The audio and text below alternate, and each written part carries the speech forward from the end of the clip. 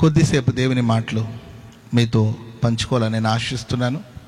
Praise the Lord. చెప్పండి గట్టిగా హల్లెలూయా. సరే, బైబిల్లో యెషయా గ్రంథం 43వ అధ్యాయం, యెషయా ప్రవచన గ్రంథం 43వ అధ్యాయము మొదటి వాక్యాన్ని మనం చదువుదాం. నిన్ను సృష్టించిన వాడైన యెహోవా, ఇశ్రాయేలు నిన్ను నిర్మించిన వాడను ఇలాగు సెలవిచ్చుచు ఉన్నాడు, నేను నిన్ను విమోచించి ఉన్నాను, నీవు భయపడవద్దు. నేను నిన్ను విమోచించి ఉన్నాను, నీవు భయపడవద్దు. నిన్ను సృష్టించింది నేనే, నిన్ను నిర్మించింది నేనే. స్తోత్రం చెప్పండి గట్టిగా, చేతులెత్తి బిగ్గరగా హల్లెలూయా. యాకోబు, నిన్ను సృష్టించింది నేను, ఇశ్రాయేలుగా నిన్ను నిర్మించింది నేను. నేను నిన్ను సృష్టించినప్పుడు ఒకవేళ నీవు మోసగాడుగా లేకపోతే రకరకాలమైన కార్యక్రమాలు మోసపూరితగా ఏదో సంపాదించాలని అనుకొని అటు అన్నను మోసం చేసి, ఇటు తల్లిని మోసం చేసి, ఇటు నాన్నను మోసం చేసి, ఇటు మనుషులందరిని మోసం చేస్తూ ఎలాగో సంపాదించి ఎలాగో బతికేద్దామని నీవు అనుకున్నావు. నిజమే, నేను సృష్టించాను, నీవు ఇలా బ్రతికావు.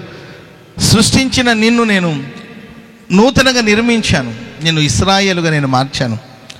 మనుషుల ద్వారా ఆశీర్వదించబడడం కాకుండా నా ద్వారా ఆశీర్వదించబడాలని, నా మీద ఆధారపడాలని ఒకప్పుడు మోసపూరితమైన జీవితాన్ని తొలగించి ఒక అద్భుతమైన జీవితంగా నీ జీవితాన్ని నేను మార్చాను.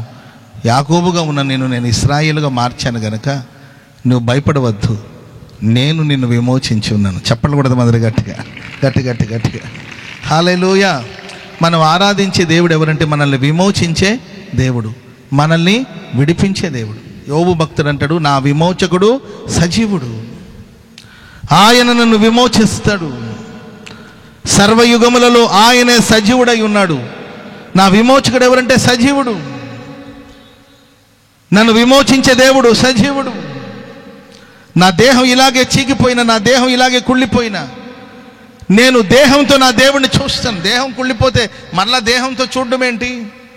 దేహం బూడిదగా మారిపోతే, దేహం కుళ్ళిపోయి మట్టిలో కలిసిపోతే, ఆ దేహాన్ని పురుగులు తిని మట్టిగా మారిపోతే మరలా దేహంతో ఎలా చూస్తావు బాబు అంటే, నా విమోచకుడు సజీవుడు, ఆయన భూమి మీద నిలబడతాడు, నా కన్నులతో నేను చూస్తాను. ఈ మట్టి దేహానికి ఆయన మహిమనిస్తాడు. ఈ మట్టి దేహం మహిమను ధరించుకుని మహిమ కలిగిన దేహంతో నా విమోచకుడిని చూస్తాను. చెప్పండి కూడా మొదలు గట్టిగా, ఆయన నన్ను విమోచిస్తాడు, ఆయన నన్ను విడిపిస్తాడు. ప్రేమైన వర్లారా, వాక్యం సరే. యాకోబు, నువ్వు భయపడొద్దు, నేనే నిన్ను సృష్టించాను, నేనే నిన్ను నిర్మించాను, నేను నిన్ను విమోచిస్తాను, నేను నిన్ను విడిపిస్తాను, భయమేలా. స్తోత్రం చెప్పండి అందరూ గట్టిగా. ఈ రాత్రి సభకు వచ్చేటప్పుడే కానీ, లేకపోతే ఈ సభలో కూర్చున్న వాళ్ళే కావచ్చు, లేకపోతే ఈ కార్యక్రమాన్ని ఎక్కడో దూరం నుండి కార్యక్రమం చూస్తున్న మీ జీవితంలో ఏదో ఒక భయం మిమ్మల్ని వెంటాడుతుందేమో, ఏదో ఒక కలవరం మీ మనసుకు ప్రశాంతత లేకుండా చేస్తుందేమో.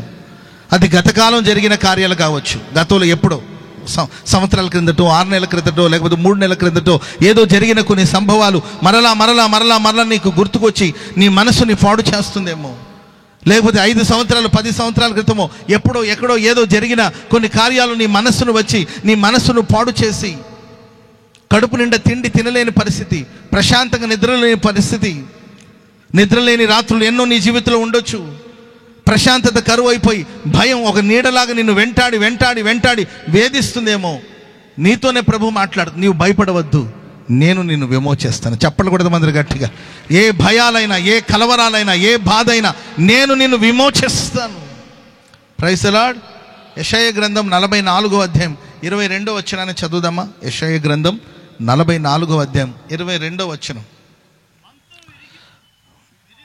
విడిపోవునట్లు, మంచు విడిపోవునట్లు, మంచు ఏ విధంగా అయితే విడిపోతుందో అట్లనే నీ అతిక్రమములను, మబ్బు తొలగిపోయేటట్లుగా నీ పాపములను తుడిచివేసి ఉన్నాను, నేను నిన్ను విమోచించి ఉన్నాను. స్తోత్రం చెప్పండి అందరు గట్టిగా. మంచు విడిపోయేటట్లు. మీరు చూడండి, కొన్నిసార్లు తెల్లవారుజాము మనం చూసినప్పుడు విపరీతంగా మంచు ఉంటుంది, మనిషి కనబడ్డు ఆ మంచులో. సూర్యుడు ఉదయించేసరికి ఆ మంచంతా కూడా ఆవిరైపోతుంది. అప్పుడు స్పష్టంగా మనం చూడగలుగుతాం. బైబిల్ సెలవిస్తుంది, మంచు విడిపోయేటట్లుగా నీ అతిక్రమాలన్నిటినీ, మబ్బు తొలగిపోయేటట్లు. ఒక్కొక్కసారి కారు మేఘాలు కమ్ముకుంటుంది. మధ్యాహ్నం 12 గంటలే కారు మేఘాలు వస్తే కమ్మేసుకుంటే సాయంత్రం ఏమని అనిపిస్తుంది. కొన్నిసార్లు ఉదయకాలం 7, 8 చక్కగా వెలుతురు రావాలి, కానీ కారు మబ్బులు కమ్ముకున్నప్పుడు అసలు మన చీకటి కమ్మినట్లు, అప్పుడే సాయంత్రం అయిపోయినట్లు, అప్పుడే రాత్రి అయిపోయినట్లు ఒక ఫీల్. కొన్నిసార్లు పాపం ఒక మబ్బులాగా, అతిక్రమాలు మంచులాగా వచ్చి మనల్ని ఆవరించినప్పుడు దేవుడు అంటే, నేను నిన్ను విమోచిస్తాను. నేను విమోచిస్తే మంచు విడిపోయేటట్లు నీ అతిక్రమాలన్నీ తొలగిపోతాయి. చప్పట్లు కూడా మన గట్టిగా గట్టి గట్టిగా.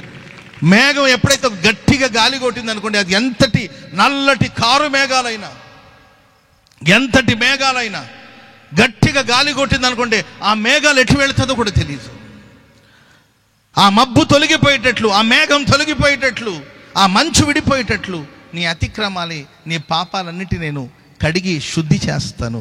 నేను నిన్ను విమోచించి ఉన్నాను. స్తోత్రం చెప్పండి అందరూ గట్టిగా. ప్రేమైన వాళ్ళారా, మనం ఆరాధిస్తున్న దేవుడు మనల్ని పాపముల నుండి, మన అతిక్రమాల నుండి మనల్ని విమోచించడానికి వచ్చిన విమోచకుడు మన ప్రభు అయిన యేసుక్రీస్తు వారు. యేసుక్రీస్తు వారు ఈ లోకానికి ఎందుకు వచ్చాడు తెలుసండి? మతాన్ని స్థాపించడానికి కాదు. పరలోకాన్ని విడిచి భూలోకానికి రావడానికి మతాన్ని స్థాపించడానికి కాదు. మనిషి జన్మ పాపి, కర్మ పాపి. పాపం వల్ల వచ్చే జీతం మరణం. ఆదాము చేసిన పాపాన్ని బట్టి మానవ జాతికి సంక్రమించిన ఆ పాపం నుండి మానవుడికి విడుదల ప్రసాదించిన కొరకు యేసుక్రీస్తు ప్రభులు వారు ఈ లోకానికి వచ్చారు. పాపం నుండి ఆయన మనల్ని విమోచిస్తాడు, విడిపిస్తాడు. ఈ రాత్రి ఏ పాప భారం నిన్ను వెంటాడుతుందో, మోయలేని పాప భారం నిన్ను వేధిస్తుందా, వెంటాడుతుందా, మంచు విడిపోయేటట్లు, నీ అతిక్రమాలు మేఘం తొలగిపోయేటట్లు నీ పాపాల్ని తుడిచివేసి శుద్ధి చేసి నిన్ను బాగు చేసే దేవుడు నేను ఆరాధిస్తున్న యేసుక్రీస్తు వారు. స్తోత్రం చెప్పండి అందరూ గట్టిగా గట్టిగా. హల్లెలూయా. పాపం మనిషిని కృంగదీస్తుంది. పాపం మనస్సాక్షిని బాధిస్తుంది. ఓ పాపాత్మురాలైన స్త్రీ గురించి బైబిల్లో మనం చూస్తాం. ఆమెను ప్రజలు పిలిపింటే పాపాత్మురాలు. ఏ ఆత్మురాలండి? ఆమె ఆత్మే పాపం అంట. పాపాత్మురాలైన స్త్రీ ఎంత సంపాదించి ఏం ప్రయోజనం ఉండి మనసాక్షి మనల్ని బాధిస్తుండే. ఎలాగలాగో సంపాదించామంటే అది సంపాదన కాదు. సరే, తెలిసి ఆ పాపంలో పడిందో తెలియకుండా ఆ పాపంలో పడిందో, పాపమే కదండి. తెలిసి చేసిన పాపం పాపమే, తెలియకుండా చేసిన పాపం పాపమే కదండి. తెలిసి ఒక మనిషిని కత్తితో పొడి చంపినా అది నేరమే. తెలియకుండా పొడిచి చంపానండి పాస్టర్ గారు అంటే అది కూడా నేరమే కదా. తెలిసి చేసావో తెలియకుండా చేసావో పాపమే. పాపంలో చిన్న పాపము పెద్ద పాపం అనేది ఉండదు. పాపం మనస్సాక్షిని వేధిస్తుంది. పాపం మనస్సాక్షిని బలహీనపరుస్తుంది. ఈ పాపం నుండి మనం విడుదల పొందాలంటే యేసుక్రీస్తు ప్రభుల వారి చెంతకు రావాలి. ఆయన తన పవిత్రమైన ప్రశస్తమైన రక్తం ద్వారా కడిగి మనల్ని విమోచించి మనల్ని పవిత్రులుగా మార్చగలిగిన మహిమగల దేవుడు మనం ఆరాధిస్తున్న యేసుక్రీస్తు వారు. స్తోత్రం చెప్పండి గట్టిగా. ఆయన ముందు రావడానికి ధైర్యం చాలక ఆయన వెనుక తట్టు ఓ పాపాత్మురాలైన స్త్రీ యేసుక్రీస్తు ప్రభుల వారు ఆ పట్టణానికి వచ్చారని, ఆ ఊరు వచ్చారని, పలానా చోటు ఉన్నారని విని వచ్చి ఆయన ముందు రాలేక ఆయన వెనక తట్టున ఆమె ఉండి ఆమె కన్నీళ్లతో యేసు ప్రభు పాదాలని తడుపుతున్నప్పుడు యేసు ప్రభు ఆమె పశ్చాత్తాపాన్ని ఆమె కన్నీళ్లను చూశాడు. ప్రియులారా, మన పాపం నుండి మనం విడుదల పొందడానికి ఒకటి మార్గం పశ్చాత్తాపమే. స్తోత్రం చెప్పండి అందరు గట్టిగా.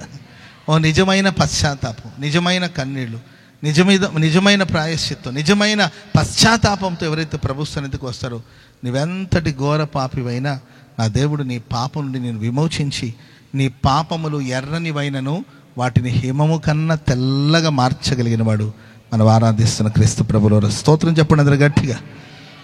ప్రభు అంటాడు, అమ్మా నువ్వు విస్తారంగా నన్ను ప్రేమించావు గనుక నీ విస్తారమైన పాపములు క్షమించబడి ఉన్నది, నీ విశ్వాసమే నిన్ను రక్షించినది, సమాధానము గలదాని వీళ్ళు. ఆమెను చెప్పండి అందరు గట్టిగా. ఈ రాత్రి ఇక్కడ కూడి వచ్చిన మీ జీవితంలో నీవు ఎప్పుడో ఎక్కడో తెలుసో తెలియక చేసిన పాపం నీ మనసును వెంటాడుతుందేమో, వేధిస్తుందేమో. ప్రియులారా,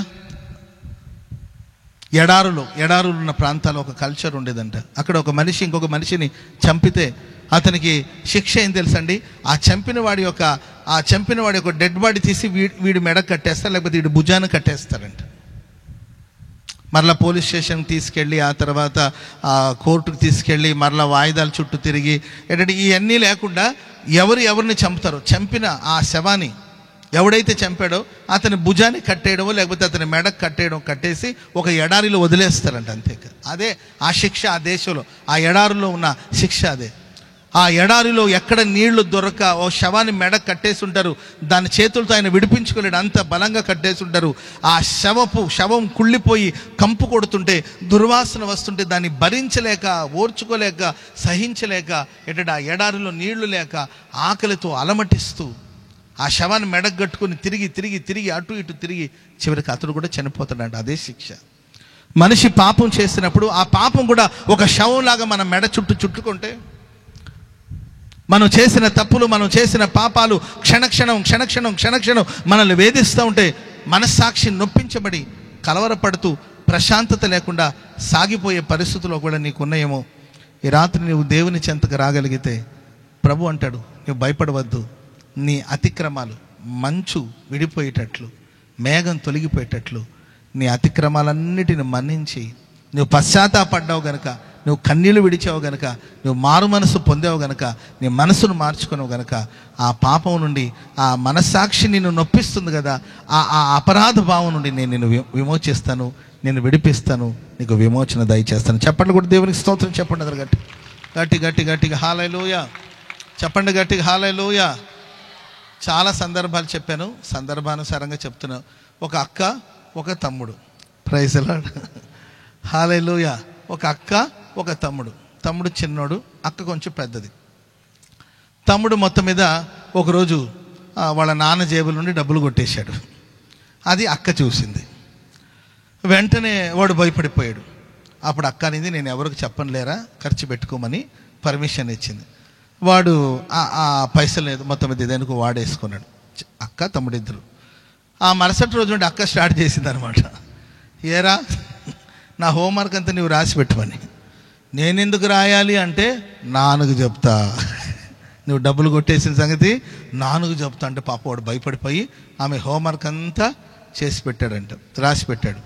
ఆ తర్వాత మరుసటి రోజు స్కూల్కి బయలుదేరుతున్నప్పుడు ఆడి బ్యాగు ఆడే మోసుకున్నాడు. వాళ్ళ అక్క బ్యాగును కూడా మోయమంటది. అక్క నా వల్ల కాదు, నేను నాన్నకు చెప్తా అనేసరికి ఆయన బ్యాగు మోస్తూ ఈమె బ్యాగు మోస్తూ రోజు అల్లాడిపోతున్నాడండి. ఇక ఆమె ఏం పని చెప్తే అది చెయ్యాలంతే, చెయ్యకపోతే నాన్న ఒకటే డైలాగ్. ఈ అక్కలు ఉన్నారే, ప్రైజ్ ది లార్డ్, హల్లెలూయా. అన్నా చెల్లెల అనుబంధమే చాలామంది మాట్లాడతారు కానండి, ఏంటండి అన్నా చెల్లెల అనుబంధమే చాలామంది మాట్లాడతారు కానండి, అక్క తమ్ముళ్ళ అనుబంధం కూడా అద్భుతంగా ఉంటుంది. Praise the Lord. ఈ అక్కలు ఉన్నారే, మాటి మాటికి నాన్నకు చెప్తా అంటే, ఓ రోజు వాడు తట్టుకోలేక ఏం చేశారు తెలుసండి, వెళ్ళి వాళ్ళ నాన్న కాళ్ళ మీద పడి ఏడుస్తున్నాడు రాత్రి. అప్పుడు వాళ్ళ నాన్న, ఎందుకని ఏడుస్తున్నావు అని అంటే, నాన్న నేను తప్పు చేశాను మన్నించండి నాన్న అంటే, ఏం చేశారంటే, నీకు తెలియకుండా నీ జేబులో నుండి 10 రూపాయలు కొట్టేశాను, 10 రూపాయలు కొట్టేసి దేనికో వాడేశాను.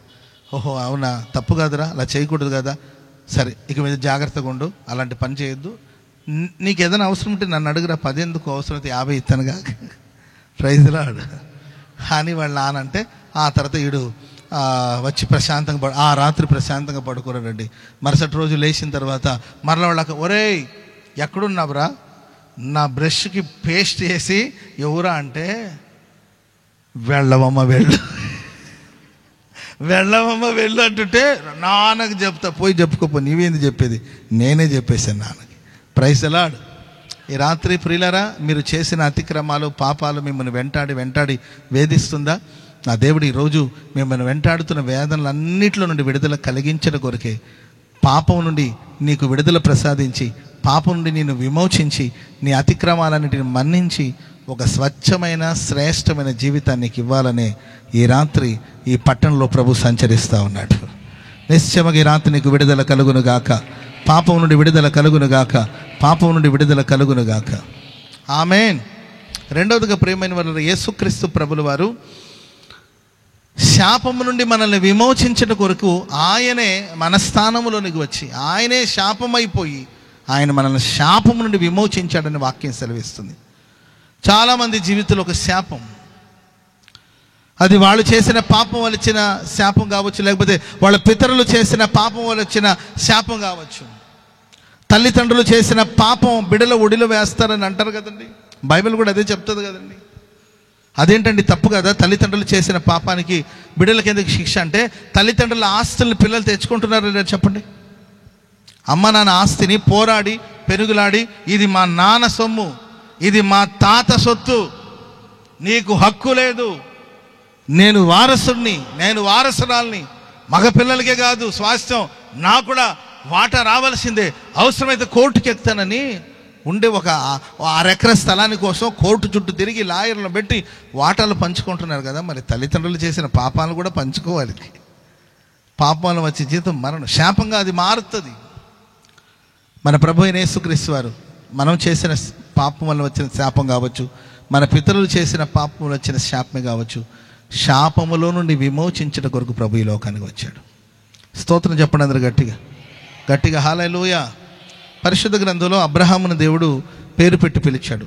నీవు బయలుదేరి నేను చూపించే దేశానికి వెళ్ళు, అక్కడ నేను నిన్ను ఆశీర్వదిస్తాను అని ప్రభు చెప్పాడు. అప్పటికి అబ్రహాం ఒక శాపగ్రస్తమైన దేశంలో ఉన్నాడు, ఒక శపించబడిన అలవాట్లో ఉన్నాడు, ఒక శపించబడిన అనుభవాల్లో ఉన్నాడు. వాళ్ళ పితరులు పూర్వీకులందరూ కూడా శాపగ్రస్తమైన పనులు చేస్తూ వచ్చారు. కానీ అబ్రహాముకు ఒక అన్వేషణ, దేవుని గురించిన ఒక అన్వేషణ. దేవుడు అనేవాడు ఎలా ఉంటాడు, దేవుడు అనేవాడు ఉంటే కనబడతాడా, దేవుడు అనేవాడు ఉంటే మాట్లాడతాడా అని దేవుని అన్వేషిస్తున్న అబ్రహాముకి దేవుని వాక్కు వచ్చింది, దైవ దర్శనం కలిగింది, దైవ ప్రత్యక్షత కలిగి దేవుడు అంటాడు, అబ్రహామా నీవు లేచి బయలుదేరి నీ కలిగిన సమస్తాన్ని విడిచిపెట్టి, నీ తల్లిని, నీ తండ్రిని, నీ దేశాన్ని, సమస్తాన్ని విడిచి నేను చూపించే దేశానికి నీ వెళ్ళు, అక్కడ నేను నిన్ను గొప్పగా ఆశీర్వదిస్తానని ప్రభు చెప్పాడు. చెప్పిన వెంటనే అబ్రహాం దేవుని మాటకు లోబడి తన స్వదేశాన్ని, తన తండ్రి ఇంటిని విడిచి, ఓ శాపగ్రస్తమైన స్థితులన్నింటిని విడిచి ఆశీర్వాదం వైపు అడుగులు వేస్తూ సాగిపోతుంటే దేవుడు అబ్రహాముని బహుగా ఆశీర్వదించాడు. స్తోత్రం చెప్పండి అందరూ గట్టిగా. బయలుదేరుతున్నప్పుడు ఆ లోతు కూడా, అబ్రహాం అప్పటికే బయలుదేరుతుంటే, నాన్న చిన్నాయన ఏమంటారు, మరి తెలంగాణ కదండి, తెలంగాణగా ఏమంటారు, బాబాయ్ అంటారా, చిన్నాయన అంటారా, ఏమంటారు, బాబాయా, ఓయా బాబాయ్, బాబాయ్ ఎక్కడికి అంటే, దేవుడు నన్ను రమ్మన్నాడురా, ఈ శాపాలన్నీ వదిలేసి నన్ను ఆశీర్వదించడానికి కొరకు ప్రభు రమ్మన్నాడు, సో ఆశీర్వాదం పొందుతున్నాడు. బాబాయ్ నీ వెళ్ళిపోతే ఎట్లా బాబాయ్, మా నాన్న కూడా లేడు, నీవు లేకపోతే నా పరిస్థితి ఏంటి బాబాయ్, నీతో పాటు నేను వస్తానని బాబాయ్తో కలిసి నడవడం ప్రారంభించాడు. అబ్రహామును ఆశీర్వదించిన దేవుడు లోతును కూడా ఆశీర్వదించాడు. స్తోత్రం చెప్పండి అందరు గట్టిగా, చెప్పండి గట్టిగా హల్లెలూయా, హల్లెలూయా. ఎంతగా దేవుడు ఆశీర్వదించాడంటే, ఎంతగా ఆశీర్వదించాడు. అబ్రహాము లోతు కలిసి నివసించలేనంత గొప్ప ఐశ్వర్యం కలిగింది వాళ్ళకి. అబ్రహాముకి గొర్రెల మంద, పశువుల మంద, దాసదాసులు విస్తరిస్తున్నారు. లోతు కూడా గొర్రెల మంద, పశువుల మంద, కాపర్లు విస్తరిస్తూ ఉన్నారు, పోటాపోటీగా విస్తరించబడుతున్నారు. అబ్రహాం కాపర్లకి, లోతు కాపర్లకి చిన్న సమస్యలు అనమాట.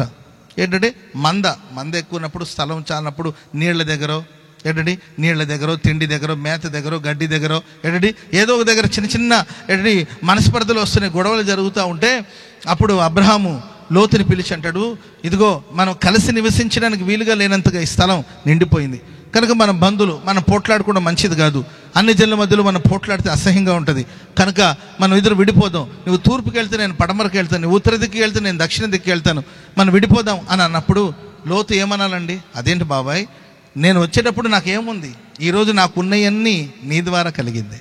స్తోత్రం చెప్పండి అందరూ గట్టిగా. మనం శాపగ్రస్తమైన దేశాన్ని విడిచి ఆశీర్వదించబడిన దేశం వైపు అడుగులు వేస్తున్నాం. నీ పిలుపుని బట్టి, నీ ప్రత్యక్షతను బట్టి, నీ ఆశీర్వాదాన్ని బట్టి, నీ ప్రత్యక్షతను బట్టి ఈరోజు నేను ఆశీర్వదించబడును. నేను ఎలా వెళ్ళిపోతాను, నీకు దూరం అయిపోతే నేను శాపం అయిపోతాను, మరలా శాపగ్రస్తమైన అనుభవంలోనికి వెళ్ళిపోతాను అని చెప్పాలి. కానీ లోతు అలా అనలేదండి. మందను చూసుకొని మురిసిపోయాడో, మనుషులను చూసి మురిసిపోయాడో, గొర్రెలను చూసి ఏంటంటే మురిసిపోయాడో, డబ్బును చూసి మురిసిపోయాడో, మొత్తం మీద విడిపోవడానికి ఇష్టపడ్డాడు. కనులెత్తి చూస్తే అప్పటికి సొదొమ గొమొర్రా పట్టణం ఏదెను తోటలా కనిపించిందంట. మరి ఆయనకి ఎట్లా, మరి ఏదైనా తోటలాగా ఎందుకు అనిపించిందో అర్థం కాదు.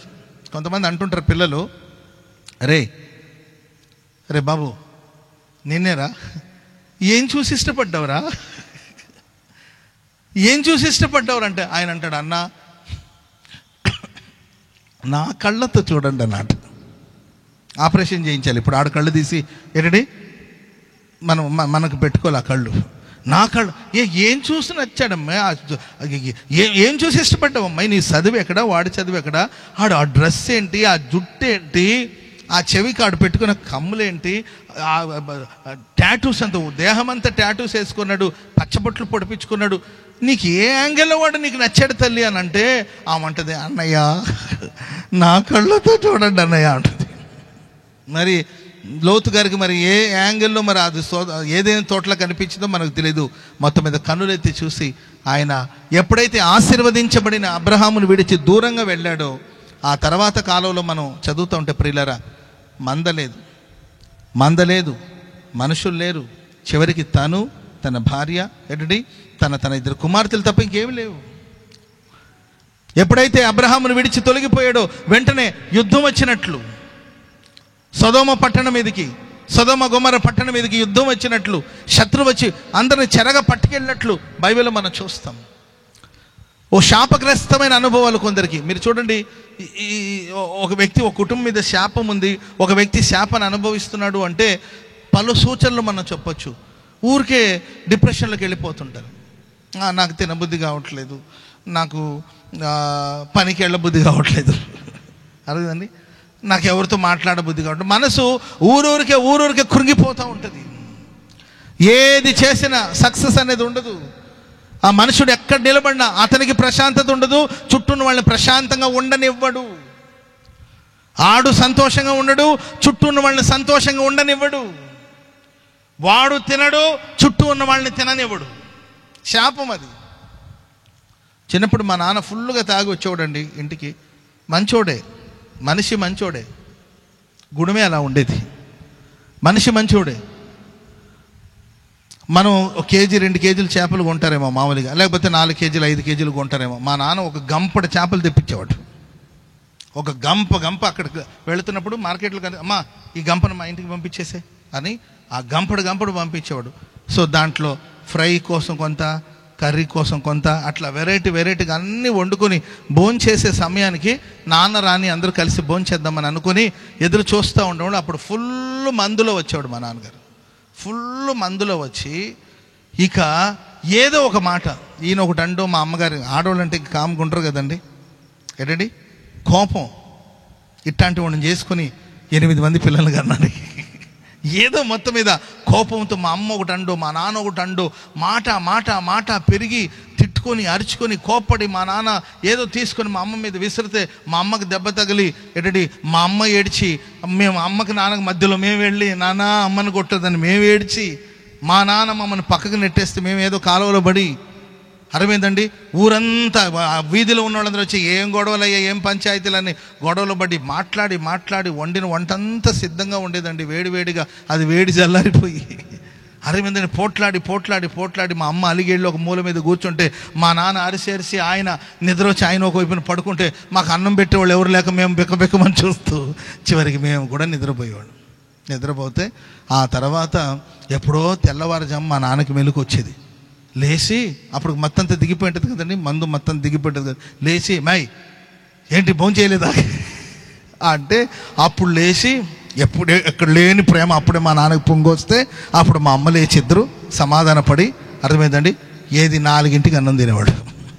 అప్పుడే పిల్లలు లేండి చేపల కూరని చల్లారిపోయి, చేపల కూర చల్లారితేనే రుచిగా ఉంటుందిలే అని ఆ తెల్లవారుజాము తిని ఏమంటారండి దీన్ని చెప్పండి. వాళ్ళకి ప్రశాంతత ఉండదు. ప్రతిరోజు ఇదే తంతు. డబ్బుండి, ఇల్లుండి, ఆహారం ఉండి, అన్నీ ఉన్నప్పుడు కూడా ప్రశాంతత లేని అనుభవం. ఇది శాపం తప్ప ఇంకేమనాలి? మనశ్శాంతి లేని అనుభవాలు, ప్రశాంతత లేని అనుభవాలు. ఇలాంటి పరిస్థితులు సాగిపోతున్నారేమో. నేను ఆరాధిస్తున్న యేసుక్రీస్తు ప్రభుల వారు ఈ రాత్రి శాపము నుండి నీ కుటుంబాన్ని విమోచించడం కొరకే దిగి వచ్చున్నాడు. చెప్పండి కూడా అందరూ గట్టి గట్టి గట్టి గట్టి గట్టిగా హల్లెలూయా హల్లెలూయా. ఏది చేసినా కలిసి రాకపోవడం, ఎక్కడ ప్రశాంతంగా ఉండకపోవడం, ఏంటంటే తినే తిండిలో సంతోషం లేదు, బ్రతికే బ్రతుకులో సంతోషం లేదు, చేసే ఉద్యోగంలో సంతోషం లేదు, చేసే వ్యాపారంలో సంతోషం లేదు, పిల్లలతో సంతోషం లేదు, భార్యతో సంతోషం లేదు, భర్తతో సంతోషం లేదు, బంధువులతో సంతోషం లేదు, ఎక్కడున్న ప్రశాంతత లేక పీడకలలు, ఏదో కలవరం వెంటాడుతూ ఉంటుంది, ఏదో భయం వెంటాడుతూ ఉంటుంది. ఇలాంటి పరిస్థితుల నుండి నా దేవుడి రాత్రి నిశ్చయంగా నీకు విమోచన కలిగించునుగాక. ప్రియులరా, అంత పోగు చేసుకొని వెళ్ళాడు, మొత్తాన్ని పోగొట్టుకున్నాడు. ఆ తర్వాత అబ్రహామే వచ్చాడు విమోచించడానికి.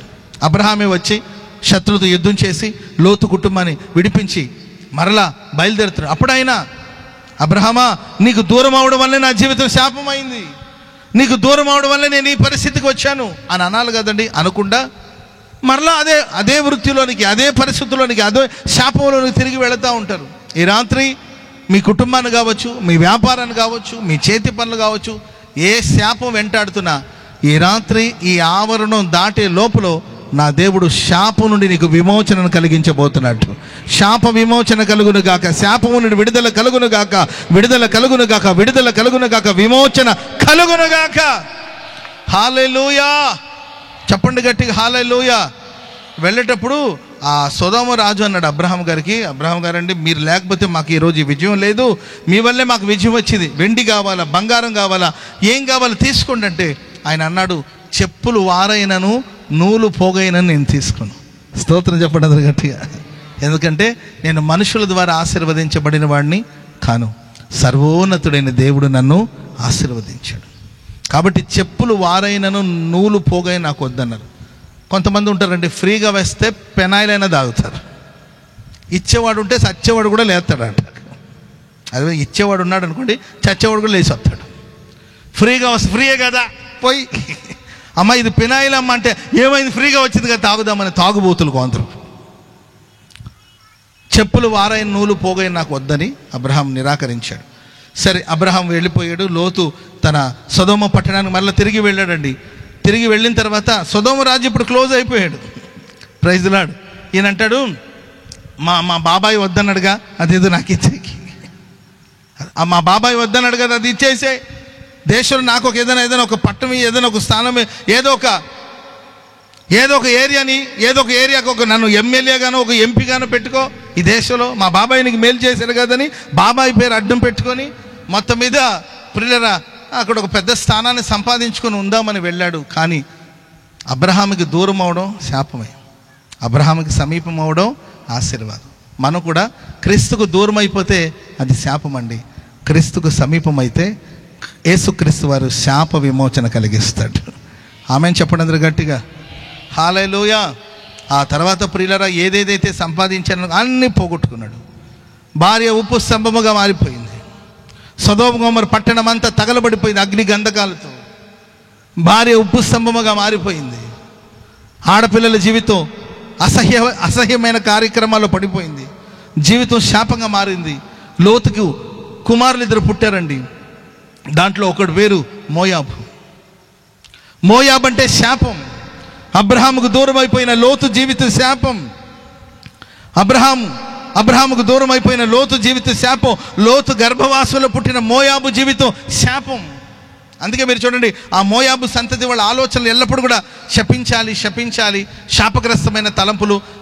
ఇశ్రాయేల్ ప్రజలు ఆ మార్గాన వెళుతున్నారు, మోయాబు దేశాన్ని దాటుకుంటూ వెళుతున్నారు. అప్పుడు ఆ మోయాబు రాజు బాలాకు అనే వాడిని పిలిచి అంటాడు, ఇశ్రాయేల్ ప్రజలను శపించాలి. శాపములో ఉండి ఉండి ఉండి ఉండి ఉండి ఎల్లప్పుడూ ఆశీర్వాదానికి వారసులగటుకు ప్రభు మనల్ని పిలిచాడు. ఆమెను చెప్పండి అందరు గట్టిగా. పక్కన మనం చూసి చెప్పండి, దేవుడు నిన్ను దీవించుగాక అని చెప్పండి. దేవుడు మిమ్మల్ని ఆశీర్వదించునుగాక అని చెప్పండి. మీరు బాగుండాలని చెప్పండి, మీరు క్షేమంగా ఉండాలి. హల్లెలూయా. మీ పిల్లలు, మీ కుటుంబం, మీ సర్వ ప్రయత్నాలు ఆశీర్వాదకరంగా ఉండునుగాక. మీరు చేయునదంతే సఫలమగునుగాక. ఆమెను కాదు, పక్కన వాళ్ళకి చెప్పండి, మీరు చేయునదంతే సఫలమవునుగాక. మీ పిల్లలు క్షేమంగా ఉందరుగాక. సర్వ సంపదలు దేవుడు మీ కుటుంబానికి ఇచ్చునుగాక. హల్లెలూయా. ఒక ఆశీర్వదించబడిన వాడి దీవెన అంతా కూడా దీవించాలి. నా ఆశీర్వాదానికి పోలని కారణాలు చెప్పొచ్చు. దాంట్లో ఒక రీజన్ ఏంటంటే, నేను సాధ్యమైనంత వరకు అందరినీ దీవిస్తా. Praise the lord. అవతల వ్యక్తి ఒకవేళ అయోగ్యుడు అనుకోండి, ఇప్పుడు మనం ఒక వ్యక్తిని బ్లెస్ చేసాము, వాడు కరెక్ట్ కాదు, వాడు సరిలేడు, ఆడిని కూడా నేను బ్లెస్ చేస్తాను. కొంతమంది ఆడు సరిలేడు కదా, వాడిని ఎందుకు నీవు దీవించావు అంటే, ఆడు సరిలేకపోతే నేనేం చేసేది? దీవించడం నా పని. దీవించమని సెలవాయను, నేను దీవిస్తాను. మరి వాడు అయోగ్యుడు కదా, తాగుబోతు కదా, వాడిని నీవు తల మీద చేతులు పెట్టి దీవించమన్నావు కదా, మరి అంటే వాడు అయోగ్యుడు అనుకో, ఆశీర్వాదం యూటర్న్ తీసుకుని మళ్ళీ నా దగ్గరికి వస్తుంది. స్తోత్రం చెప్పండి అందరు గట్టిగా. అట్లా నేను దీవించిన దీవెన వచనాలు యూటర్న్ తీసుకొచ్చి నా తల మీద నిలబడి ఈరోజు ఆశీర్వాదానికి దేవుడు వారసుడిగా నన్ను మార్చాడు. చెప్పండి కూడా అందరు గట్టిగా హల్లెలూయా. చెప్పండి గట్టిగా హల్లెలూయా. అందరూ బాగుండాలని మనస్ఫూర్తిగా కోరుకున్న వాడి జీవితం ఖచ్చితంగా బాగుంటుంది. కానీ ప్రియులరా, శాపగ్రస్తుల ఆలోచన ఎలా ఉంటుంది తెలుసండి? ఎవడి బాగు కోరుకోడు వాడు. పచ్చగా ఉన్న కాపురాల్లో చిచ్చు పెడితే కానీ అతనికి ప్రశాంతంగా నిద్రపోడు. ఇదే ఓ శాపం అంటే ఏంటండి? శాపం అంటే కాళ్ళు లేకుండా చేతులే వాళ్ళు కాదండి. వాళ్ళ థాట్, వాళ్ళ థింకింగ్, వాళ్ళ ఆలోచన ఎలా ఉంటుందండి? పచ్చగా ఒక కాపురం ఉందనుకోండి, వీళ్ళు ఎలా చెడగొట్టాలి. Praise the Lord. హల్లెలూయా. మంచినీళ్ళ కోసం ఒక ఆవిడ పాపం ఆ కొళాయి దగ్గర లేకపోతే ఆ ట్యాంకర్ దగ్గరికి వచ్చిందంట. అక్కడ ఒక ఆంటీ ఉందంట. ఆంటీ చూసి, అమ్మాయి మీ ఆయన ఎక్కడున్నాడు తెలుసా అనేదంట. అదేదో కంప్లీట్ చేయి, సెంటెన్స్ కంప్లీట్ చేస్తే బాగుంటుంది. సెంటెన్స్ని కంప్లీట్ చేసి సావురు కొంతమంది. మీ ఆయన ఎక్కడున్నాడని సరే ఈమె కానీ ఓపిక ఉండాలి, ఎక్కడున్నారు ఆంటీ గారు అని అడిగితే మేబీ ఆమె సెంటెన్స్ కంప్లీట్ చేస్తుండేది. మీ ఆయన ఎక్కడున్నాడో తెలుసా అని క్వశ్చన్ మార్క్ వేసి ఆన్సర్ చెప్పకుండా ఈమె వెళ్ళిపోయింది. ఈమె ఇంటికి వచ్చి మా ఆయన ఎక్కడున్నాడు, దేని దగ్గర ఉన్నాడు, ఎవరి దగ్గర ఉన్నాడు, ఏం చేస్తున్నాడు అని ఒకటే టెన్షను. ఫోన్ చేస్తుండే, అదే టైం ఫోన్ కలవలా. ఎక్కడ చచ్చాడు, ఎక్కడ చూస్తుంటుంది ఆంటీ, ఆడిని ఎక్కడ చేస్తుంటే, ఏ కొంపలో చూస్తుంటే, మదిరలో చూసిందా, ఖమ్మంలో చూసిందా, బెజవాడలో చూసిందా, ఎక్కడ చూసింది, ఎక్కడ చచ్చాడోడు అని రక్తం మరిగిపోయి ఉడికిపోయి ఏం చేయాలో అర్థం కాక, చిచ్చి ఇక వీడు మారడు, వీడి జీవితం మారదు, నా జీవితం నాశనం అయిపోయిందని. ఏది దానికి నాశనం అయిపోయినట్లు. ఆనాడే మా అమ్మ చెప్పింది వద్దు అని.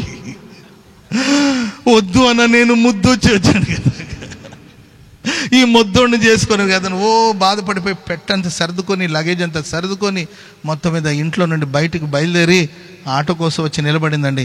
అప్పుడే ఆటో వచ్చి ఆగింది. ఆటో నుండి వాళ్ళ ఆయన దిగుతున్నాడండి. పాపం ఈ చేతిలో ఒక బ్యాగు, ఈ చేతిలో ఒక బ్యాగు, కూరగాయలు ఒక బ్యాగులో, మామిడి పండ్లు ఒక బ్యాగులో, ఏంటండి ఆకుకూరలు ఒక బ్యాగులో, ఏంటండి ప్రైజ్ ది లార్డ్, ఓ పొట్లకాయ మెడకేసుకొని ఫుల్ ఏంటండి ప్రిపరేషన్తో దిగాడు. దిగి అమ్మాయి పిల్ల ఎక్కడికి పోతున్నావు, ఎక్కడికి వెళ్తున్నావు నువ్వు అని అంటే, నువ్వు ఎక్కడున్నావు ఇప్పుడు దాకా అంటే, నేను సంతలో మార్కెట్లో కూరగాయలు కొంటున్నానమ్మా. ఆంటీ నిన్ను చూసిందంట. ఆంటీ కూడా వచ్చిందిగా కూరగాయలు కొంటానికి. ఇప్పుడు దాకా నువ్వు ఎక్కడున్నావు? కూరగాయలు కొంటున్నావు. అవునా, రా ఇంటికి పోతా. నీవెక్కడికి బయలుదేరంటే ఒత్తనే అని ఇంటికి వచ్చి ఆంటీ దగ్గరికి వెళ్ళి, ఆంటీ మాయ నువ్వు ఎక్కడ చూసావు అంటే, కూరగాయ మార్కెట్లో మాయ సంతలో చూసాను. అర్థమైంది? ఏ కుటుంబం మంచిగా ఉంటే ఏదో ఒక క్వశ్చన్ మార్క్ వేసి, ఏదో ఒక ప్రశ్న వేసి ఆ కుటుంబాన్ని పాడు చేయాలనే ఆలోచన కొంత. అదే శాపం అంటే, అదే శాపగ్రస్తమైన మనుషులు. ఎవరిని ప్రశాంతంగా ఉండనివ్వరు, ఎవరిని కడుపు నిండా వాళ్ళు తినరు, తినేవాళ్ళని తినేవారు. ఇదే శాపం అంటే. వాళ్ళు నవ్వరు, నవ్వే వాళ్ళు నవ్వనివ్వరు. నేను కూటమిలో చూస్తూ ఉంటాను కదండి. ఇప్పుడు మీరు అంతా చిక్కగా నవ్వుతున్నారు కదండి. కొంతమంది వీళ్ళు నవ్వుతుంటే, ఎందుకు నవ్వుతున్నావు, అసలు ఇది ప్రార్థనేనా, ప్రార్థన నవ్వచ్చా, నీకు నవ్వు రాకపోతే నవ్వబోయావు, ఆమె ఏదో నవ్వుతుంది కదా, నవ్వని. Praise the Lord. చెప్పండి గట్టిగా హల్లెలూయా. వాళ్ళ ఆ దారిలో వాళ్ళు వెళుతున్నారు. యుద్ధం చేస్తే ధైర్యంగా వెళ్ళి యుద్ధం చేయి. పోరాడాలంటే వెళ్ళి పోటీపడి యుద్ధం చేయవచ్చు, తప్పులేదు. నీకు యుద్ధం చేయాలని ఆలోచన వెళ్ళి యుద్ధం చేయి. మాట్లాడాలని ఆలోచన వెళ్ళి మాట్లాడు. క్రమంగా మాట్లాడు, క్రమంగా పోరాడు. కుయుక్తిగా బహుమానం ఇచ్చి ఆడెక్కడోడో ఆడిని పిలిపించి డబ్బిచ్చి ఈ ప్రజల్ని శపించమని. అసలు ఎందుకు వస్తుంది ఈ థాట్ మీకు? ఎదుటి మనిషికి ఏదో ఒకటి చెయ్యాలి, వాళ్ళ ఇంటి ముందు నిమ్మకాయలు వేయాలి, వాళ్ళ ఇంటి ముందు అనవసరంగా వాళ్ళ ఇంటి ముందు నిమ్మకాయ లేకపోతే నిమ్మకాయ జ్యూస్ వేసుకొని తాగొచ్చుగా. అర్థమైందండి? వాళ్ళ ఇంటి ముందు గుమ్మడికాయ పడేయకపోతే మీరు శుభ్రంగా గుమ్మడికాయ హల్వా చేసుకొని తినొచ్చు. ఎంతసేపటికి సాటి మనిషికి కీడు చేయాలి, సాటి మనిషిని అణిచివేయాలి, వాళ్ళ వ్యాపారం పాడవాలి, వాళ్ళ కుటుంబం వాళ్ళని పాడవడం కాదు, నేను బాగుపడాలని కోరుకో. మోయాబు సంతతి, మోయాబు స్పిరిట్, అది శాపగ్రస్తమైన ఆత్మ, అది అక్రమంగా పుట్టిన ఆత్మ, పాపం వల్ల పుట్టిన ఆత్మ, ఓ శపించబడిన ఆత్మ, ఓ శాపగ్రస్తమైన స్థితి. ఇశ్రాయేలు ప్రజలు శపించాలని కోరుకుంటున్న మనస్సు. సరే, ఆ రాజు కూడా వచ్చి శాపాలు పెట్టాలని ప్రయత్నించినప్పటికీ శాపవచనాలన్నిటిని దేవుడు ఆశీర్వచనాలుగా మార్చేశాడు. స్తోత్రం చెప్పండి అందరు గట్టిగా. నీకు విరుద్ధంగా రూపించబడిన ఏ ఆయుధాలు వర్ధిల్లదు. ఆమేన్ చెప్పండి అందరు గట్టిగా. ఆమేన్, హల్లెలూయా. ప్రేమైన వర్లారా, ఆ సంతతులు వచ్చిన ఆవిడే రూతమ్మ గారు. Ruth praise the Lord. నీవు లోతులాగా ఉండాలనుకుంటున్నావా? రూతులాగా ఉండాలనుకుంటున్నావా? Praise the Lord. అబ్రహాముకి దూరం అయిపోయిన లోతు శాపగ్రస్తమైన స్థితిలోకి వెళ్ళాడు. అక్కడి నుండి ఓ శాపగ్రస్తమైన సంతతి పుట్టింది. ఆ సంతతిలో పుట్టిన ఆవిడే రూతమ్మ గారు. అనుకోకుండా ప్రియులరా, ఇశ్రాయేలు దేశంలో బెత్లెహేములో కరువు వస్తే మోయాబు దేశానికి వెళ్ళారు. మోయాబు దేశానికి వెళ్తే ప్రేమైన అక్కడ రూతు పరిచయం అయింది. రూతు నయోమి కుమారుని వివాహం చేసుకునింది. ఆ తర్వాత ప్రియుల వాక్యంలో మనం చూస్తాం, నయోమి భర్త చనిపోయాడు, కుమారులు చనిపోయారు. రూతు ఒక తీర్మానం చేసుకుని, నీ దేవుడే నా దేవుడు, నీ జనమే నా జనం, నీవెక్కడైతే ఉంటావో నేను కూడా అక్కడే ఉంటానని ఆ మోయాబును విడిచి యూదా బెత్లెహేముకు వచ్చిందండి. శాపం కొట్టివేయబడింది. రూతు జీవితం ఆశీర్వదించబడింది. చెప్పలు కూడా మందరు గట్టిగా హల్లెలూయా. ఈనాడు యేసు నీవు సమీపించగలిగితే ఆమె చరిత్రను దేవుడు సుచరిత్రగా మార్చాడు. ఓ శాపగ్రస్తమైన కుటుంబంలో పుట్టి శాపగ్రస్తమైన అనుభవాలు పెరిగి శాపగ్రస్తమైన స్థితిగతులు సాగిపోయిన రూతు, నీ దేవుడే నా దేవుడు, నీ జనమే నా జనము, నీవెక్కడైతే ఉంటావు నేను కూడా అక్కడే ఉంటానని తన స్వజనులు తన కలిగిన సమస్తాన్ని ఆ శాపగ్రస్తమైన స్థితిని విడిచి ఎప్పుడైతే యూదా బెత్లెహేముకు వచ్చిందో ఆమె జీవితాన్ని ప్రభు ఆశీర్వదించాడు. యేసుక్రీస్తు వారి యొక్క వంశావళిలో ఆ రూతమ్మ పేరు ఉన్నట్లు బైబిల్లో మనం చూస్తున్నాం. కనుక ప్రేమైన వర్లరా, ఈ రాత్రి మనం ఆరాధిస్తున్న దేవుడు అంటే, నీవు భయపడవద్దు, నేను నిన్ను విమోచించాను. Praise the lord. ఒకటి, పాపం నుండి ప్రభు మనల్ని విమోచిస్తాడు. రెండవదిగా శాపం నుండి దేవుడు మనల్ని విమోచిస్తాడు. ఈ విమోచించబడిన వారు కలిగే ఆశీర్వాదాలు అంటే ఒక 2-3 మాటలు ఆశీర్వచనాలు కొన్ని చెప్పి ముగించేస్తాను. ఆమేన్. 103వ కీర్తన 4వ వచనం చదవండి. 103వ కీర్తన 4వ వచనం త్వరగా. కీర్తన గ్రంథం 103వ కీర్తన. సమాధిలో నుండి నీ ప్రాణాన్ని విమోచిస్తూ ఉన్నాడు. కరుణా కటాక్షమును మీకు కిరీటముగా దేవుడు ఉంచుచున్నాడు. చప్పట్లు కొడితే దేవునికి స్తోత్రం చెప్పండి గట్టి. దావీదు భక్తుడు తన ప్రాణంతో నా ప్రాణమా యెహోవాను సన్నుతించుము, నా అంతరంగంలో సమస్తమైన పరిశుద్ధ నామాన్ని సన్నుతించు, నా ప్రాణమా యెహోవాను సన్నుతించు. ఆయన చేసిన ఉపకారంలో దేన్ని మర్చిపోదు. ఆయన నీ పాపాలన్నింటినీ క్షమించాడు, నీ సంకటాలన్నింటినీ కుదురుస్తాడు, సమాధిలో నుండి నేను విమోచిస్తాడు, కరుణా కటాక్షము నీ కిరీటముగా ఉంచుతాడు. స్తోత్రం చెప్పండి అందరు గట్టిగా. ఆయా సందర్భాల్లో వాళ్ళకి చెప్పడం మానేసి మన మనసుకు మనం చెప్పుకోవాలి. ఆమేన్.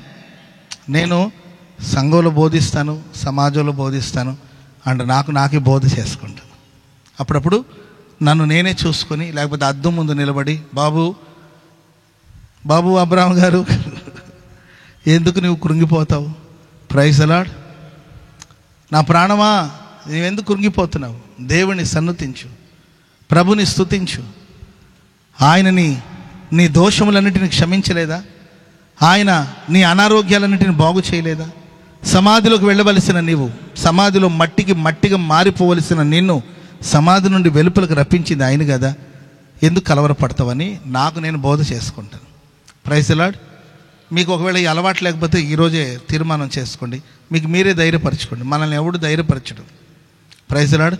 ప్రతిరోజు ధైర్యపరచడానికి అబ్రాహం పాస్టర్ గారు రారు, ప్రతిరోజు ధైర్యపరచడానికి రమేష్ పాస్టర్ గారు రారు, ప్రతిరోజు ధైర్యపరచడానికి ఎవరు రావచ్చు రాకపోవచ్చు, వస్తే 10,000, రాకపోతే మనం ఏం చేద్దాం. అందుకే మనల్ని మనమే ధైర్యపరచుకొని, హలో అబ్రాహం గారు ఎందుకు భయపడుతున్నారు? Praise the lord. ప్రభు ఉన్నాడు, ఆయన స్తుతించు. ఆయన చేసిన ఉపకారంలో దేన్ని నువ్వు మర్చిపోవద్దని. ఆయన చేసిన కార్యాలని మనం వాళ్ళకి చెప్పడం కాదండి, మన జీవితంలో చేసిన కార్యాలను మనకు మనమే చెప్పుకోవాలి. ఆమెను చెప్పండి అందరు గట్టిగా గట్టిగా హల్లెలూయా. చాలా ఉన్నాయిలేండి, చెప్పాలంటే సమయం లేదు. స్తోత్రం చెప్పండి అందరు గట్టిగా హల్లెలూయా. ప్రేమైన వారలారా, కరుణా కటాక్షమే నీ కిరీటం. మనకు దేవుడిచ్చే కిరీటం ఏం తెలుసండి? బంగారం కిరీటమో, లేకపోతే ఏంటండి అందాల పోటీలో ఏంటండి ర్యాంప్ వాక్ చేస్తారు కదండి, వాళ్ళకి ఇచ్చే కిరీటం కాదు. అందాల పోటీ కోసం ప్రపంచ దేశంలో ఉన్న అందగత్తెలందరూ మరి తెలంగాణ వచ్చిపోయారంట. మరి మిమ్మల్ని కలిసారో లేదో నాకు తెలియదు. Praise the Lord. హల్లెలూయా. వాళ్ళకి ఇచ్చే కిరీటాలు కాదండి, తన ప్రజలకి విమోచించబడిన వాళ్ళకి దేవుడు కిరీటం పెడతాడు. ఆ కిరీటం పేరు కరుణ, ఆ కిరీటం పేరు కటాక్షం. చెప్పండి కూడా మొదలు గట్టిగా. అంటే ఆయన దయ, ఆయన విమోచించబడిన వాళ్ళ తలల మీద ఎల్లప్పుడూ ఆయన కనికరం ఉంటుంది, ఆయన దయ ఉంటుంది, ఆయన కటాక్షం ఉంటుంది. అందుకొరకు అబ్రహాం గారు అంటారు, ఒక ఎండవేళ అబ్రహాం గుడారాన్ని దర్శించడానికి దేవుడు వస్తే అప్పుడు పరిగెత్తుకుంటూ వెళ్ళి అబ్రహాం అంటారు, నీ కటాక్షం నా మీద ఉన్న ఎడల దయచేసి నన్ను దాటిపోవద్దు. ఆమెను చెప్పండి అందరు గట్టిగా. నేనేదో వేరే పని మీద వెళ్తున్నాను బాబు, నీకు ఒక హాయ్ చెప్పి వెళ్దామని వచ్చాను అన్నాడు దేవుడు. హాయ్ అని చెప్పేసి వెళ్ళిపోదాం అనుకుంటే, హాయి కాదు, నీ కటాక్షం నా మీద ఉంటే దయచేసి దాటిపోవద్దు. దేవుడు ఒక మనుషుని ఆపగలుగుతాడు, దేవుణ్ణి ఒక నరుడు ఆపగలుగుతాడా? ఓ నరమాత్రపు వాడు దేవుణ్ణి దాటిపోకుండా అడ్డుకోగలుగుతాడా? Praise the Lord. మనుషులే మనం అడ్డుకోలేమండి, మనుషుల్ని ఆపలేం. మనం ఎంతో కష్టపడి పెంచి పెద్ద చదివించి మంచి భవిష్యత్తును కల్పించి జీవితం బాగుంటుందని తల్లిదండ్రులు కోరుకుంటుంటే లెక్క చేయకుండా పిల్లలు దాటి వెళ్ళిపోవట్లేదా? నీవు ఇంట్లో నుండి బయటికి వెళ్ళాలంటే, నా శవాన్ని దాటి వెళ్ళాలంటే నీకు అంత లేదులే అనేసి దాటి వెళ్ళిపోయే వాళ్ళు ఉన్నారు. ఒకప్పుడు అలాంటి డైలాగులు పనిచేసేయేమో. నీవు కానీ రాకపోతే నేను ఏదో చేసుకుని చనిపోతాను, సాయంత్రం లోపల నీవు రావాలి, ఎక్కడున్నా నీవు రావాలని వాళ్ళ నాన్న ఫోన్ చేశాడు అనుకోండి. పాపం ఎవరితో పెళ్లి చేసుకోవాలని వెళ్ళిపోయింది, ఆ నాన్న ఫోన్ చేసి నా కాలుకి భయపడిపోయి సాయంత్రం దిగిందనమాట. ఎట్లా రప్పించావని అంటే, ఒక డైలాగ్ వేసానన్నా, నువ్వు రాకపోతే నా శవాన్ని చూస్తాను. సరిగ్గా పాపం మా అమ్మాయికి శవాలు చూడాలంటే భయం కాబట్టి భయపడి అని ఒకప్పుడు చెల్లిందే మా మాటలని. ఇప్పుడు చేస్తే జావు, నీ వల్ల ఎవరికి లాభం? మన పిల్లల్ని మనం కని, మనం పెంచి, మనం పెద్ద చేసిన పిల్లల్ని మనం అడ్డగించలేకపోతున్నాం, ఆపలేకపోతున్నాం. కానీ వాక్యం సెలవిస్తుంది, నీ కటాక్షం నా మీద ఉంటే దయచేసి నన్ను దాటిపోవద్దు అని ప్రార్థన చేస్తే దేవుడు దాటిపోడు. సరే ఏం చేద్దాం చెప్పంటే, ఇక్కడ కూర్చోండి, మీకు వెళ్ళి నేను భోజనం తీసుకొస్తానంటే ఒక చెట్టు కింద దేవుడిని కూర్చోబెట్టి పరిగెత్తుకుంటూ వెళ్ళి వంట చేసి ఆహారం తీసుకొస్తే వడ్డిస్తే దేవుడు అబ్రహాము ఇంటి ముందున్న ఆ చెట్టు కింద కూర్చొని భోజనం చేశాడు. స్తోత్రం చెప్పండి అందరు గట్టిగా గట్టిగా హల్లెలూయా. అబ్రహాముకి తెలియచేయవలసిన సంగతులన్నీ చెప్పడమే కాకుండా, ప్రేమైన వారలారా, తన జీవితంలో అప్పటి వరకు అసాధ్యం అనుకున్న కార్యాలన్నింటినీ సాధ్యం చేశాడు. ఈ రాత్రి ఆయన కటాక్షాన్ని దేవుడు నీకు కిరీటముగా ఉంచబోతున్నాడు. ఆయన కటాక్షం నీ తల మీద కిరీటముగా ఉన్నప్పుడు నిన్ను నా దేవుడు దాటిపోడండి. అసాధ్యమైన కార్యాలన్నిటిని దేవుడు సాధ్యం చేయబోతున్నాడు. హల్లెలూయా. దావీదు కుమారుడా నన్ను కరుణించు మన గుడ్డివాడు కేకలు వేస్తే యేసు ప్రభు అతన్ని దాటిపోలేకపోయాడు. ఈ రాత్రి ఈ పట్టణాన్ని దేవుడు కనికరిస్తున్నాడు. ఈ రాత్రి ఈ సభలో పాల్గొన్న నీ మీద ఆయన కరుణ కటాక్షమును కిరీటముగా ప్రభు ఉంచబోతున్నాడు. ఎందుకంటే నీవు విమోచించబడిన వాడువి. దేవుడు నిన్ను విమోచించాడు. దేవుని చేత, యేసు రక్తం చేత విమోచించబడిన ప్రజలు మీరు. మీ మీద ఎల్లప్పుడూ ఆయన కనికరం ఉంటుంది. ఆమెన్ చెప్పండి అందరు గట్టిగా హల్లెలూయా. ఎంత కాదన్నా, ఎంత లేదన్నా, ఎంత వీలు లేదన్నా ఆయన కనికరం నీ మీద ఖచ్చితంగా ఉంటుందండి. అంతే, ఆయన కరుణ కటాక్షం నీ కిరీటం మీద ఉంటుంది. అప్పుడప్పుడు మనం చేసే పనుల వల్ల ఆయన కోపం రావచ్చు, కోపిస్తూనే మన మీద వాత్సల్యతను చూపిస్తాడు ఆయన. స్తోత్రం చెప్పండి అందరు గట్టిగా. ఇశ్రాయేలు ప్రజలు ఎన్ని నకరాలు చేశారండి, ఇశ్రాయేలు ప్రజలు చేసిన నకరాలు మామూలుగా చెప్పండి? వాస్తవంగా వాళ్ళ నరాలు తీయాలి దేవుడు. చేశాడండి. Praise the Lord. దూషించేవాళ్ళు, అలిగేవాళ్ళు, ఆయన చేసిన మేళ్ళు మర్చిపోయేవాళ్ళు, ఏంటంటే మరలా ఐగుప్తుకి వెళ్తానంటారు. ఏంటంటే ఎన్ని చేసినా కూడా దేవుడు ప్రియులరా పగలు మేఘస్తంభంలో, రాత్రి అగ్నిస్తంభంలో వారితో ఉండి వాళ్ళని చేర్చాలనుకున్న గమ్యాన్ని చేర్చేంత వరకు ప్రభు వాళ్ళతో ఉన్నాడు. చెప్పండి కూడా మందరు గట్టిగా. ఇదే కనికరం, ఇదే కనికరం, ఇదే కనికరం. నీ పట్ల ఆయన సంకల్పించిన ప్రతి సంకల్పాన్ని, నీతో ఆయన చెప్పిన మాటలన్నీ కూడా నీ జీవితంలో నెరవేర్చేంత వరకు నా దేవుడు నిన్ను విడవడండి. నువ్వు విమోచించబడిన వాడివి. నీ మీద ఆయన కరుణ కటాక్షం ఉంటుంది. దావీదు కుమారుడు నన్ను కరుణించు, కరుణించు, కరుణించమని కేకలు వేస్తే దాటిపోయాడండి. దాటిపోలేదండి. రమ్మని పిలిచి ఏం కావాలని అడిగి, ప్రైజ్ ది లార్డ్, నేను ఇచ్చిందే తినాలి. ఇళ్లలో కొంతమంది ఉంటారండి, ఏం చేసావమ్మా అంటే ఉప్మా. రోజు ఉప్మా ఏడు తింటాం, ఇదే తిను లేకపోతే పోయి చావంట. అది ఇల్లా జైలా? ఇల్లా జైలా? జైల్లో సార్ నాకు రేపు చికెన్ బిర్యానీ తినాలని ఉంది, ఏమన్నా కుదురుతానంటే ఇచ్చింది తినాలరా, ఇది జైలు అంటారు. మన ఇంట్లో మనకు ఆ స్వతంత్రం, అమ్మ నాకు రేపు చికెన్ బిర్యానీ తినాలని అనే స్వతంత్రం ఉంటుంది కదండి. కానీ పెట్టిందే తినాలి, ఇచ్చిందే తినాలి, ఇదే తినాలంటే అది ఇల్లా జైలా? మీ ఇల్లు ఇల్లా జైలా? మీరే ఆలోచించుకోవాలి. మనకు నచ్చింది వండుకొని తినాలి. స్తోత్రం చెప్పండి అది గట్టిగా. భర్తలు సిగ్గుపడాల్సిన అవసరం లేదు. అమ్మాయి చికెన్ బిర్యానీ చేయి, నేను చికెన్ తెస్తా, నీవు బిర్యానీ చేయి. Praise the Lord. ఏమండి ఈరోజు చేపల కూర వండుకుందామా? అది ఇల్లు. అందరి ఇష్టాయిష్టాలతో ప్రియులరా, అందరి సమ్మతి చెప్పున కుటుంబం సాగిపోవును గాక. Praise the Lord. దేవుడు చూడండి ఆ గుడ్డివాడిని పిలిచి, నీకేం చెయ్యాలని నీవు కోరుకుంటున్నావు? ఏం కావాలి నీకంటే? నా కళ్ళు ప్రకాశించాలి. ఓకే, నీ విశ్వాసమే నేను స్వస్థపరిచింది, చూపు వచ్చింది, వెళ్ళమన్నాడు ప్రభు. స్తోత్రం చెప్పడం గట్టిగా. ప్రభు కటాక్షం మన మీద ఉన్నప్పుడు అసాధ్యమైన వాటిని సాధ్యం చేస్తాడు. మన మనసులోని మాటను తెలుసుకుని మనకి ఏది అవసరమో, మనకి ఏది అవసరమో ఆయన తెలుసు. అయినా ప్రభు మనల్ని అడుగుతాడు. మనం అడిగిన దాన్ని ఇస్తాడు, మనం అడగని దాన్ని కూడా ప్రభు మనకి ఇస్తాడు. చప్పట్లు కొడుతూ దేవునికి స్తోత్రం చెప్పండి గట్టిగా హల్లెలూయా. ఓకే, రెండో మాట త్వరగా ముగిస్తున్నాను కదండి. 29వ అధ్యాయం యెషయా గ్రంథం 29, 22 వచనం త్వరగా చదవండి. యెషయా 29, 22. అందుచేత అబ్రహామును విమోచించిన దేవుడు యాకోబు కుటుంబం గురించి ఇలా చెప్తున్నాడు. యాకోబు సిగ్గుపడడు, అతని మొహం ఏమాత్రం తెల్లబారదు. స్తోత్రం చెప్పండి అందరు గట్టిగా. విమోచించిన వారికి, ఆ సంతతికి దేవుడు చేసే కార్యాలు అంటే, ఇక మీదట యాకోబు సిగ్గుపడడు, ఆయన ముఖం ఎన్నటికీ తెల్లబారదు. నా దేవుడు నా జనులకి ఎన్నటికీ సిగ్గునొందరు అని వ్రాయబడి ఉందండి. నా ప్రభు సిగ్గుపడనివ్వడు. నీ అవమానానికి ప్రతిగా రెట్టింపు ఘనతను దేవుడు దయచేయబోతున్నాడు. చెప్పలు కూడా అందరూ గట్టిగా. ఎక్కడైతే నీవు అవమానాలు పడ్డావో, ఎక్కడైతే నీవు సిగ్గుతో తలదించుకున్నావో, అదే చోట నా దేవుడు నేను గొప్పగా గణపరచబోతున్నాడు. నీ అవమానానికి రెట్టింపు ఘనతను దేవుడు దయచేయబోతున్నాడు. హల్లెలూయా. చెప్పండి గట్టిగా హల్లెలూయా. ఏదో ఒక సిగ్గు లేకపోతే ఏదో ఒక అవమానం మిమ్మల్ని వెంటాడుతూ వచ్చిందేమో. యోబు తన కుటుంబంలో ఆస్తిని పోగొట్టుకున్నాడు, ఐశ్వర్యాన్ని పోగొట్టుకున్నాడు, సంపదను పోగొట్టుకున్నాడు, పిల్లల్ని పోగొట్టుకున్నాడు, ఆరోగ్యాన్ని పోగొట్టుకున్నాడు. తన భార్య దేవుణ్ణి దూషించి చావమని చెప్పింది. స్నేహితులు మంచిగా మాట్లాడినట్లే మాట్లాడుతూ ఆయనకి వేదన కలిగేటట్లుగా ఆయన అంటాడు, మీరు ఆదరణకు కర్తలు కాదు, మీరు బాధకు కర్తలు. బంధులు వాళ్ళు బంధువులు కాదండి, రాబంధులు. అంత బాగున్నప్పుడు, అంత మంచిగా ఉన్నప్పుడు ఊర్లో ఉన్న వాళ్ళందరూ మనకు చుట్టాలు అవుతారు. Praise the lord. మీ బాబుకు ఉద్యోగం వచ్చినప్పుడు, మీ వాడు అమెరికా పోయినప్పుడు, లేకపోతే మీ వాడు దుబాయ్లో జాబ్ వచ్చింది అనుకోండి, వదినా బాబు దుబాయ్ పోయేటట్టుగా, దుబాయ్లో అత్తర దొరుకుతుందట్టుగా, మాకు కూడా తెప్పకపోయావా అంటారు. అర్థమైందండి? వదినా బాబు కతార్ పోయేటట్టుగా, అక్కడ ఖర్జూరాలు బాగా దొరుకుతాయట్టుగా. అర్థమండి? విదేశాలకు వెళ్ళి వచ్చిన వెంటనే కొంతమంది గుంపులుగా వచ్చి పోగా, అన్నయ్య బాగున్నారు అన్నయ్య అని చుట్టూ తిరుగుతూ ఉంటారు. ఎందుకంటే ఏదో తెచ్చుంటారు. Praise the lord.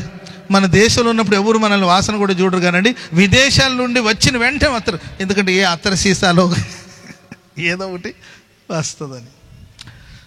బంధువులు కాదండి వాళ్ళు, రాబంధులు. స్నేహితులు కాదండి, వాళ్ళ ప్రాణానికి శత్రువులు, వాళ్ళు ప్రాణ స్నేహితులు కాదు. ఇలాంటి పరిస్థితులు గుండా అవమానం. ఇంకా ఎంత బాధాకరమైన విషయం అంటే, ఒకప్పుడు వాళ్ళ ఇంట్లో పనిచేసిన పని మనిషి, వాళ్ళ ఇంట్లో పనిచేసిన పనోళ్ళు, ఎరా బాబు హలో నానా రే అని అంటుంటే అట్లా వింతగా చూసిన వాళ్ళు కొందరైతే వినిపించిన పిలుస్తున్నాడా అని వినబడ్డట్లు వెళ్ళు. ఒరే బాబు, ఒకప్పుడు మీ తండ్రులు నా నా నా మందల్ని మేపే కుక్కలతో కూడా సమానంగా ఉండేవాళ్ళు కాదు. ఈరోజు మీరు నన్ను హేళన చేస్తున్నారా? మీరు నన్ను ఈరోజు అపహాస్యం చేస్తున్నారా? ఒకప్పుడు గుడ్డి వాళ్ళకి నేను కన్నులాగున్నాను, కుంటి వాళ్ళకి కాళ్ళలాగున్నాను, విధవరాళ్ళకి తండ్రిలాగున్నాను, దిక్కులేని పిల్లలకి తండ్రిలాగున్నాను. నన్ను చూసి యవనస్తులు దాగేవాళ్ళు, అధికారులు లేచి నిలబడేవాళ్ళు, వృద్ధులు లేచి నిలబడి నన్ను సన్మానించేవాళ్ళు. అందరూ నా గురించి విన్నవాళ్ళందరూ అదృష్టవంతుడు అని పిలిచారు. ఆ అదృష్టవంతుడు ఈరోజు మీకు దురదృష్టవంతులుగా మారిపోయాడా? డబ్బు పోయేసరికి చిన్న చూపు చూస్తారా? ఐశ్వర్యం చేయి జారిపోయేసరికి చిన్న చూపు చూస్తారా? అవమానాలతో ప్రియులారా కుంగిపోయిన సందర్భాలు ఉండొచ్చు యోబు జీవితంలో. కానీ ఆయన పోగొట్టుకున్న వాటన్నిటిని దేవుడు రెండంతలుగా మరలా దయచేశాడు. చెప్పలు కూడా మొదలు గట్టిగా హల్లెలూయా. ఏంటండి, దేవుణ్ణి దూషించి చావుమన్న భార్యకి ఎక్కడ లేని ప్రేమ అప్పుడే పొంగినట్టుంది. 10 మంది పిల్లల్ని కనింది. మరలా ప్రేమ లేకపోతే పిల్లల్ని కనలేరు కదండి. ఏంటండి, భార్యకి ప్రేమ వచ్చింది. అండ్ బంధువులందరూ కూడా ఏనాయనా యోబు ఎట్టనో ఇప్పుడు గుర్తుకొచ్చానమ్మా నేను నీకు. అందరూ వచ్చి శుభ్రంగా తిని ఏంటండి ఆ తర్వాత వెళ్ళారంట. ప్రేమైన వాళ్ళరా సరే ఆలోచించండి, ఎక్కడెక్కడైతే నువ్వు అవమానాలు పడ్డావో, ఏ రక్త సంబంధుల మధ్యలో, ఏ అన్యజనుల మధ్యలో, ఏ బంధువుల మధ్యలో, ఏ స్నేహితుల మధ్యలో నువ్వు అవమానాలు పొందుతూ వచ్చావేమో, నా దేవుడు నేను విమోచించబోతున్నాడు. విమోచించబడిన వాడు ఇక సిగ్గు నొందడండి. ఇక దేవుడు నీకు అవమానాన్ని కలగనివ్వడు. హల్లెలూయా. నీ మొహం తెల్లబారదంటే కొంతమంది మొహం అవమానాలకు మొహం పాలిపోతుంది. 10th క్లాస్లో ఫెయిల్ అయ్యారు అనుకోండి, హ్యాపీగా కనబడతారు, మొహం పాలిపోయి. ఏమైంది బస్టాండ్లో బ్యాగులు ఏమన్నా పోయిందంటే, బ్యాగ్ తెచ్చుకున్నాను కానీ 4 మార్కులు తగ్గింది అంటారు. అవమానాలతో మొహం తెల్లబారిపోయి, అవమానంతో ఎటడి సిగ్గుపడిపోయి, ఒకవేళ నీవు ఉన్నావేమో ఇప్పటి వరకు, నా దేవుడు నేను విమోచించబోతున్నాడు. ఇక నీకు అవమానం కలగదండి. బాధపడిన చోటే దేవుడు నేను బహుగా అభివృద్ధి పరచబోతున్నాడు. బహుగా ప్రభు నేను అభివృద్ధి పరచునుగాక. ఇంకొక చిన్న మాట కూడా చెప్పి ముగిస్తాను. అది యెషయా గ్రంథం 35వ అధ్యాయం 9వ వచనం. త్వరగా యెషయా 35:9. యెహోవా విమోచించిన వారు పాటలు పాడుచు తిరిగి సియోనుకు వస్తారు. వాళ్ళ తలల మీద నిత్య ఆనందం ఉంటుంది. ఆనంద సంతోష గానం చేస్తారు. దుఃఖము నిట్టూర్పు ఎగిరిపోవునుగాక. ఆమెను చెప్పండి గట్టిగా. ఎవరినైతే దేవుడు విమోచించుంటాడో వాళ్ళ తలల మీద నిత్యానందం ఉంటుంది. వాళ్ళు పాటలు పాడుచు సియోనుకు వస్తారంట. దుఃఖము నిట్టూర్పు ఎగిరిపోవునుగాక. నా దేవుడు నిన్ను విమోచిస్తున్నాడు. ఇక్కడ నుండి మీరు తిరిగి వెళ్ళేటప్పుడు సంతోషంగా తిరిగి వెళ్ళబోతున్నారు. వీలైతే అలా తల మీద టచ్ చేసుకోండి వెళ్ళేటప్పుడు. ఇప్పుడే కాదు, తల మీద అటు ముట్టి చూడండి. ఇక్కడ ఆనంద సంతోషాలు ఉంటాయి. చప్పట్లు కూడా గట్టిగా హల్లెలూయా. కొంతమంది మాటికి ముందు ఏడుస్తారు. అప్పుడు అంటారు తల మీద కొండ ఉన్నట్టుంది. ఏమున్నట్టుందండి? తల మీద ఏడుపులు, మాటికి ముందు ఏడుస్తుంది అంటూ ఉంటారు. అంటే తలలోనే ఉంటుంది అనుకుంటాను మేబీ ఆ కన్నీళ్ళు. మాటికి ముందు ఒక మాట అనేసరికి అంటే తల్ల నుండి కంట్లకు వచ్చేసి ఎటడి చెంప మీద నుండి అట్లా కారిపోతూ ఉంటుంది కన్నీళ్ళు. ప్రియులారా, ఇక మీద నీ తలల మీద నిత్య సంతోషం దేవుడు ఉంచబోతున్నాడు. విమోచించబడిన వాళ్ళు పాటలు పాడుకుంటూ వెళ్తారు. పాటలు పాడండి. Praise the lord.